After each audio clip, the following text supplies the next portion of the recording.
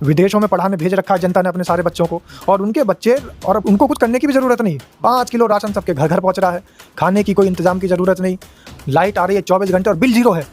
मोदी जी भाषण में क्या कहे थे ना कि बिजली आएगी 24 घंटे बिजली आएगी, मगर जब बिजली का बिल आएगा तो मित्रों ज़ीरो होगा।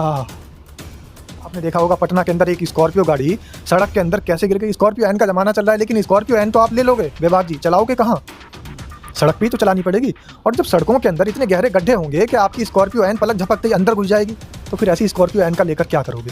ऐसी फॉर्च्यूनर की आप कहाँ धमक दिखाओगे? ऐसी थार कहाँ चलाओगे?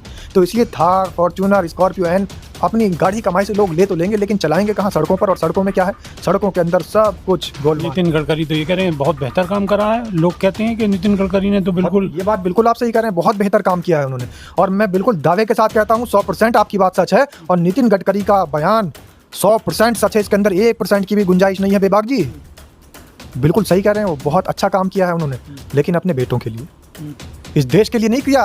अपने बेटों के जो उनके व्यापार थे, जो उनके इथेनॉल की कंपनी लगी हुई थी, और वो इथेनॉल मिला रहे हैं जो कि आजकल तेल में मिल के आ रहा है और आपकी गाड़ियों के इंजनों को सीज कर रहा है, बेकार कर रहा है, वो काम उन्होंने किया है। तो नितिन गडकरी बिल्कुल सच बोल रहे हैं। नितिन गडकरी ने कब झूठ बोला? वो तो हमेशा से सच बोलते हैं। मोदी जी का हर नेता सच बोलता है। मोदी जी खुद बहुत बड़े सच्चे आदमी हैं। मोदी जी हमेशा से सच बोलते फिरते हैं। उन्होंने कहा 15 लाख आएंगे, आ तो गए हमारे सबके खातों में।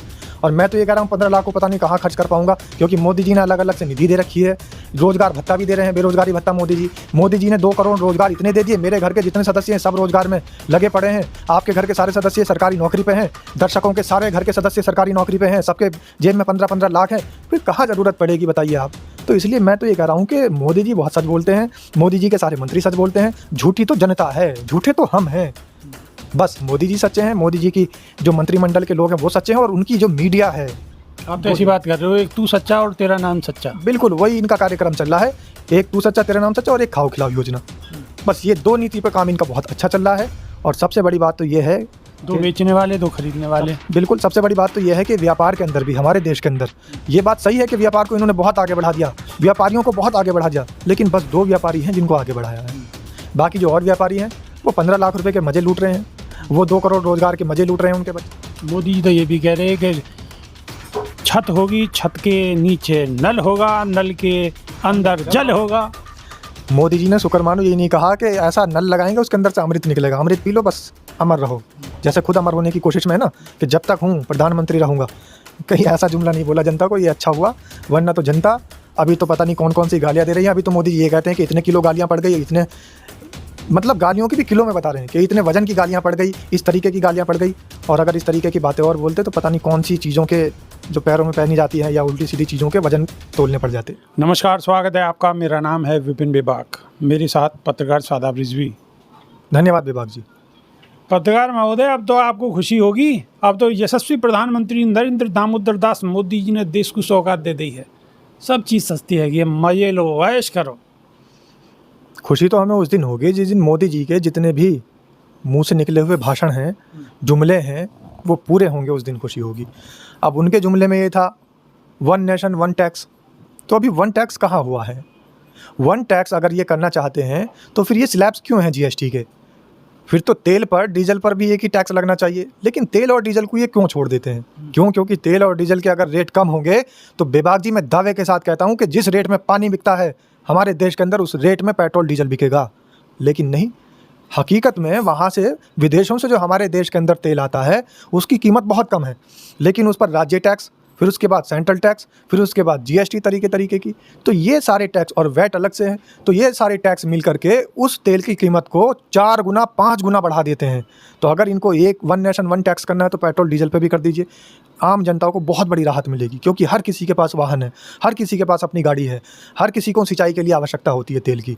बिजली आपने दे ही नहीं रखी, ग्रामीण क्षेत्रों में देखिए बिजली की क्या हालत है। और जहाँ बिजलियाँ थी भी तो प्राकृतिक आपदा आई, तहस नहस हो गई चारों तरफ। सारा का सारा जो तामझाम था, बिजली का जाल पूरा हुआ था कांग्रेस के ज़माने में, या कह लीजिए कि हाँ नेहरू गांधी परिवार ने जो लगाया था बिजली का सिस्टम, वो सब धराशायी हो गया। अब उनकी मरम्मत करने वाला भी कोई नहीं है। आप देखिए उत्तराखंड के अंदर क्या हालत है, आप देखिए हिमाचल प्रदेश में क्या हालत है, आप देखिए पंजाब के अंदर क्या हालत है। पंजाब में लोग ये कह रहे हैं कि खाना ना मत दो, लोग रो रहे हैं। आपने देखा होगा एक मार्मिक वीडियो सोशल मीडिया पे बड़ी वायरल हो रही है, उसमें एक महिला कह रही है कि मोदी जी खाना मत दो, पानी मत दो, कुछ मत दो, लेकिन पुल दे दो। इस देश को पुल दे दो। लेकिन मोदी जी पुल देते भी हैं, अगर उस जो व्यथा है उस औरत की अगर वो सुनते भी हैं, उसके बावजूद मोदी जी के पुल कैसे होते हैं? आपने देखा होगा गुजरात में पुल कैसे धराशायी हो गए। आपने देखा होगा पटना के अंदर एक स्कॉर्पियो गाड़ी सड़क के अंदर कैसे गिर गई। स्कॉर्पियो एन का ज़माना चल रहा है, लेकिन स्कॉर्पियो एन तो आप ले लोगे बेबाक जी, चलाओगे कहाँ? सड़क पे ही तो चलानी पड़ेगी। और जब सड़कों के अंदर इतने गहरे गड्ढे होंगे कि आपकी स्कॉर्पियो एन पलक झपकते ही अंदर घुस जाएगी, तो फिर ऐसी स्कॉर्पियो एन का लेकर क्या करोगे?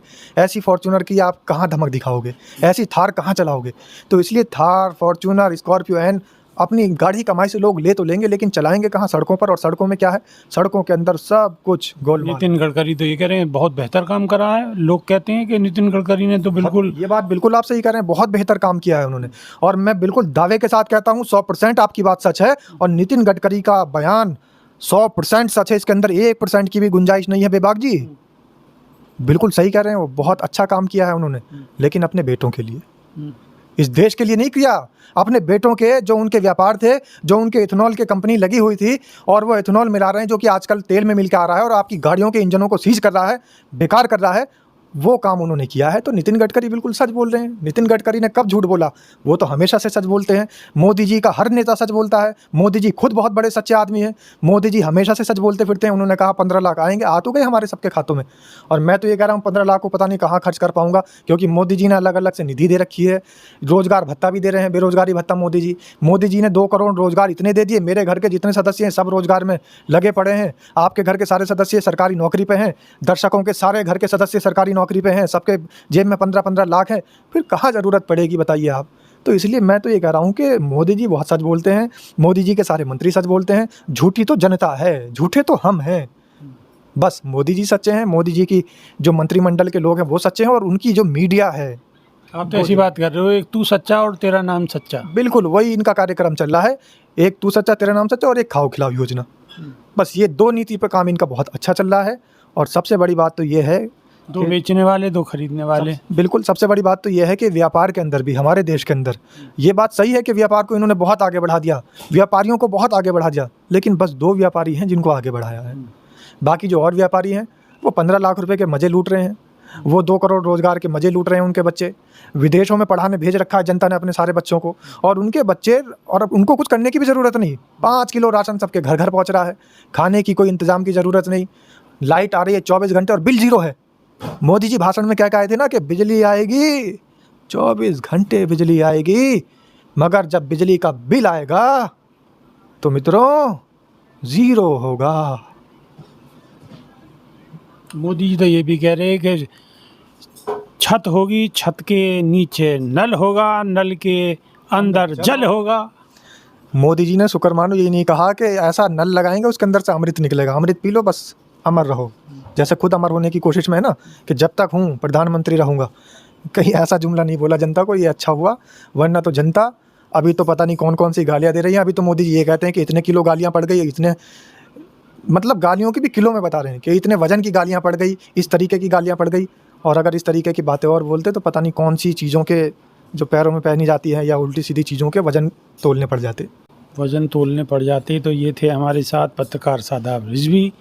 इनकी बातों से आपको क्या महसूस हुआ है, क्या सही है और क्या गलत है, कमेंट के माध्यम से आप अपनी राय रख सकते हैं। अभी के लिए सिर्फ इतना ही। बहुत बहुत शुक्रिया। धन्यवाद विभाग जी। नमस्कार।